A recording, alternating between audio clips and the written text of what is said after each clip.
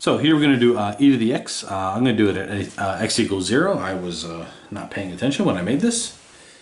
So it's a Maclaurin series. Actually, when the center is at 0, it's Maclaurin, and if it's at any other number, it's called a Taylor series. So again, my function is e to the x, and nice thing is my derivative is always e to the x. Second derivative is e to the x.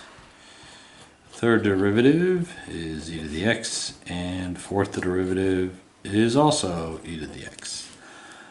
Plug in 0, I get 1. The derivative, 1. The second derivative, 1.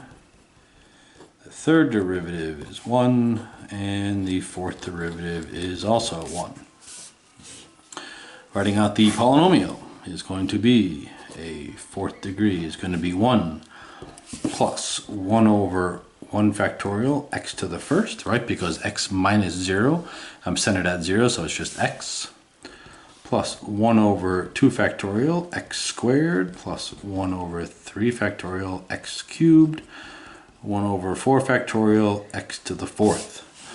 So you'll notice that it's always just the exponent and factorial are always the same.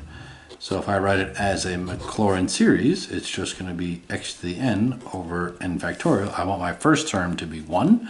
So if I just let n equal 0 and I go to infinity, I will get that dude right there. I now need to approximate what e to the 0.2 is equal to. All I need to do is just take 0.2 and plug it into my polynomial.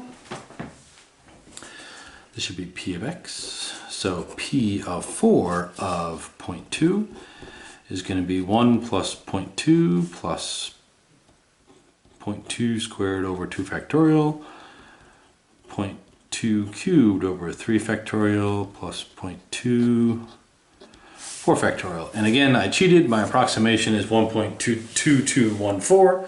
The actual number is that thing right there. It's a pretty good approximation.